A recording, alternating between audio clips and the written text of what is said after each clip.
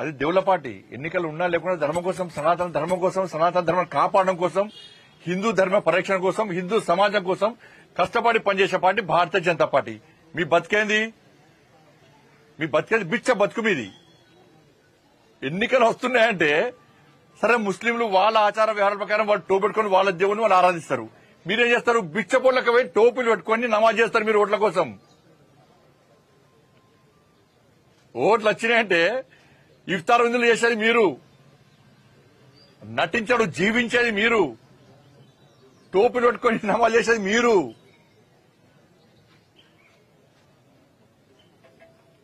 బిచ్చపోలు మీరా మేమా?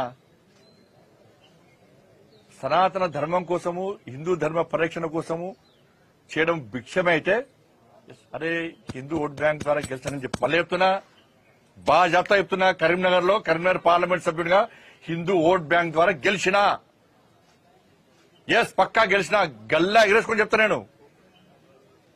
ఇప్పుడు కాదు, ఎప్పుడైనా చెప్తా, ఎక్కడైనా చెప్తా నేను. ఈ హిందూ ఓట్ బ్యాంక్ తెలంగాణ రాష్ట్రంలో తయారు చేస్తాం, పక్కా 100% తయారు చేస్తాం. హిందూ సమాజాన్ని సంఘటితం చేస్తాం మేము. అంటే రోహింగ్యాలు బండి సంజయ్ ఏం చేస్తుంటాడు? ఏం చేస్తారు మీకు? ఫాత్రా కొడుకులు మీరు. రోహింగ్యాలు ఎప్పుడొచ్చారు దేశంలోకి? 2014 కన్నా ముందు ఇతర దేశాల నుంచి వచ్చిరు. ఇవాళ కాంగ్రెస్ పార్టీ ప్రభుత్వం అధికారంలో ఉంది. ఫ్లైట్ రాలో బార్డర్ దాటి వచ్చిరు. ఫెన్సింగ్ ఇప్పుడు కట్టిస్తున్నది నరేంద్ర మోడీ ప్రభుత్వం, ఫెన్సింగ్ కట్టిస్తున్నది. ఇప్పుడు సరిహద్దు రాష్ట్రాల్లో భద్రత పెంచినాము, ఫెన్సింగ్ స్టార్ట్ చేసినాము. కాంగ్రెస్ పార్టీ హయాంలో ఇతర దేశాల నుంచి రోహింగ్యాలకి వచ్చిర్రు. మోడీ గారి ప్రభుత్వం వచ్చిన తర్వాత వితౌట్ పాస్పోర్ట్ అనుమతి లేకుండా ఇతర దేశాల నుంచి వచ్చిన వెంటనే పంపాలని చెప్పి అన్ని రాష్ట్రాలకు ఆదేశాలు జారీ చేసినాం. బీజేపీ పాలిత రాష్ట్రాల్లో సహకరిస్తున్నారు. గతంలో ఇక్కడ బీఆర్ఎస్ పార్టీ ప్రభుత్వం ఉండే, బెంగాల్లో మమతా బెనర్జీ ప్రభుత్వం ఉన్నది. వీళ్ళు సహకరించకపోవడమే కాకుండా వాళ్లకు షెల్టర్ ఇచ్చి షెల్టర్ను ప్రారంభోత్సవాలు చేసిరు. డిప్యూటీ సీఎం అప్పుడు వాళ్లకు రేషన్ ఆధార్ కార్డులు ఇచ్చిండ్రు, వాళ్ళకి డబుల్ బెడ్రూమ్లు ఇచ్చిండ్రు, వాళ్ళకు పెన్షన్లు ఇస్తున్నారు. వాళ్ళని దేశ పౌరులుగా గుర్తించే ప్రయత్నం గతంలో బీఆర్ఎస్ చేసింది, ఇప్పుడు కాంగ్రెస్ పార్టీ చేస్తున్నది ఓటు బ్యాంక్ కోసం. ఇది జరిగింది. కేంద్రంలో మోడీ గారి ప్రభుత్వం ఉంది కదా, బండి సంజయ్ హోమ్ మినిస్టర్ కదా, ఆపొచ్చు కదా అంటే 2014 కంటే ముందు వచ్చిన దరిద్రుల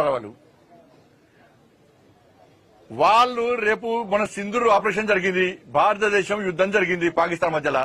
ఇప్పుడు ఏవైతే రోహింగ్యాల ఓటు బ్యాంక్ కోసం మీరు ఇక్కడ షెల్టర్ ఇచ్చిర్రో, వాళ్ళని పెంచి పోషిస్తారో, ఇండియా పాకిస్తాన్ యుద్దం అయితే వీళ్ళు ఎవరు సపోర్ట్ చేస్తారు? వేల మంది వచ్చుంటారు ఇవాళ తెలంగాణ రాష్ట్రంలో. వీళ్ళు వచ్చి ఎవరు సపోర్ట్ చేస్తారు? పాకిస్తాన్ సపోర్ట్ చేస్తారా? ఇండియాకి సపోర్ట్ చేస్తారా? భారత్ సపోర్ట్ చేస్తారా? దేశం ముఖ్యమా? ఓటు బ్యాంకు ముఖ్యమా? మేము అడిగేది దాని గురించి అడుగుతున్నాం. మేము వాళ్ళ గురించి మాట్లాడమంటే వాళ్ళ ఓటు బ్యాంకులు చూస్తారు మీరు. ఇవాళ రాష్ట్ర లా అండ్ ఆర్డర్ అనేది రాష్ట్ర ప్రభుత్వం ఆధీనంలో ఉంటుంది. కేంద్రం నుంచి డైరెక్ట్ మోడీ గారు సిఆర్పీఎఫ్ సిఎస్ పంపించి అందరు పంపరారు. రాష్ట్ర ప్రభుత్వం చేతుల్లో లా అండ్ ఆర్డర్ ఉంటుంది. వాళ్లే పంపాలి, వాళ్లే సహకరించాలి. బాధ్యత ఏముంటది? అక్కడి నుంచి పాస్పోర్ట్ ద్వారా వీసా పొంది వచ్చి వీసా గడువు ముగిసిన తర్వాత కూడా ఇక్కడ ఉంటే వాళ్లను కేంద్ర ప్రభుత్వము వాళ్ళని కించి పంపించే ప్రయత్నం చేస్తారు. వీళ్ళంతా బార్డర్ దాటి, ఫెన్సింగ్ లేకుండా బార్డర్ దాటి